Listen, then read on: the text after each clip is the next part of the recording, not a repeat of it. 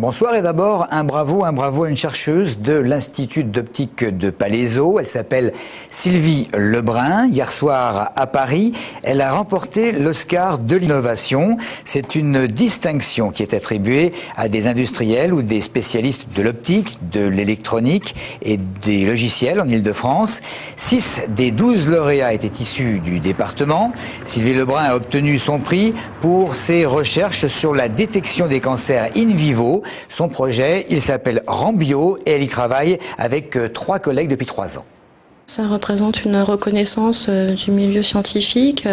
C'est vrai que c'est difficile dans nos milieux de trouver des financements, de trouver des gens qui sont sensibles à ce qu'on fait. Donc là, ça a permis de faire découvrir à un plus large public ce qu'on fait dans nos laboratoires et que ça sert dans la vie de tous les jours. Ça peut servir éventuellement.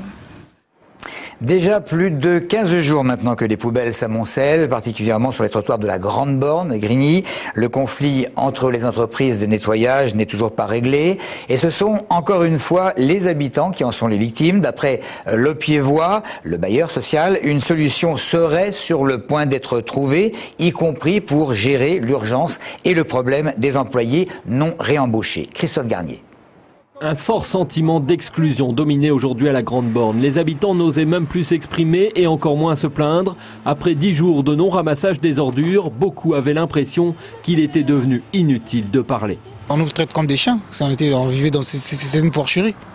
C'est pas normal, parce qu'on continue à payer les charges. C'est une cité qui est laissée à l'abandon et on se pose la question sur la gestion des charges que le locataire paye.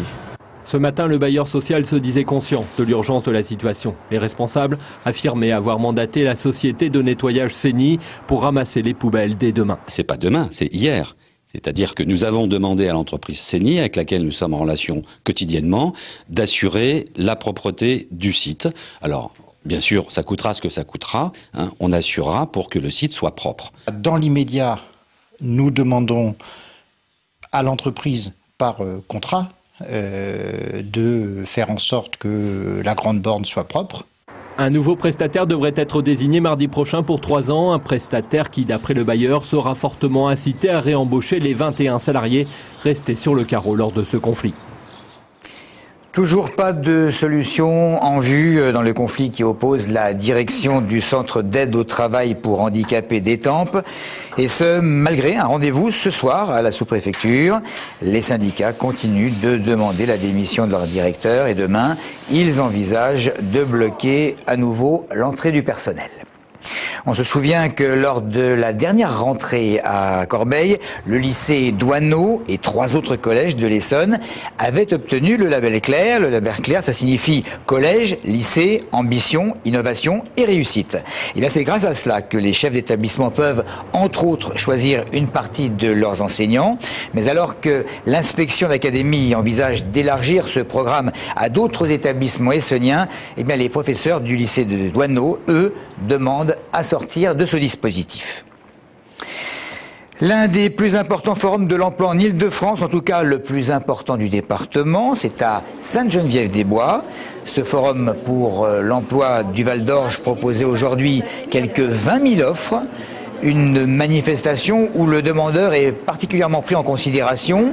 Les CV sont conservés sur CD et les demandeurs peuvent être sollicités rapidement ensuite. Les organisateurs avancent également le fait que ce sont en priorité les personnes du département qui sont d'abord recrutées et dans de nombreux domaines. Ça peut être des Essonniens comme de n'importe quelle région de France. On embauche sur concours, aussi bien pour des sapeurs-pompiers volontaires que professionnels. Volontaires, ce sera des gens qui sont exclusivement du département et de la commune. Ils pourront être pompiers dans la commune où ils habitent. Et en plus, on embauche du personnel qui peut rentrer comme personnel administratif dans des bureaux pour pouvoir remplacer les sapeurs-pompiers qui sont déjà dans les bureaux. Voilà. La célébration de la Chandeleur à présent, célébration de cette fête qui a depuis longtemps dépassé le domaine du religieux. C'est traditionnellement un jour où l'on s'évertue à tenter de briller à l'aide d'une poêle devant les enfants pour qu'ils puissent déguster des crêpes non industrielles. En nous voyant faire, ils se disent « Ah, c'est la Chandeleur aujourd'hui ». Le soir, oui, on mange quelques crêpes. Oui, moi je suis gourmande. La Chandeleur. Oui. Vous allez faire des crêpes? Oui, je vais faire des crêpes, oui. Et les crêpes, c'est ça? Vous allez en faire? Peut-être, oui. Ça en va demain, on fait pas de crêpes. Mais j'ai dit, ah, c'est la Chandeleur, on va en faire quand on va rentrer. Ah, vous allez me les faire, puis je les mangerai avec vous. J'attends pas le début de l'année pour fêter la Chandeleur. Les crêpes, c'est toute l'année quand on aime ça. J'aime ça, mais j'ai pas envie. Je fais ce que j'ai envie. C'est peut-être dans l'air du temps, mais bah ouais, peut-être, oui, si j'ai le courage de le faire, oui. Non, pas exactement. Chandeleur. La présentation de Jésus au temple. Bien, je le note dans ma tête.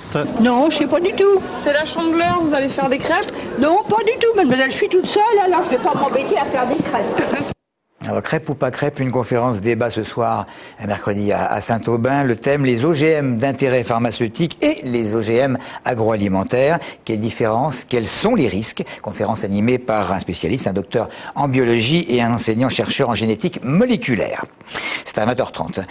Enfin, 400 jours, cela fait maintenant 400 jours, soit 1 an et 1 mois que nos deux confrères de France 3, Hervé Guéquière et Stéphane Taponi, ont été enlevés en Afghanistan et retenus avec leurs 3 accompagnateurs afghans.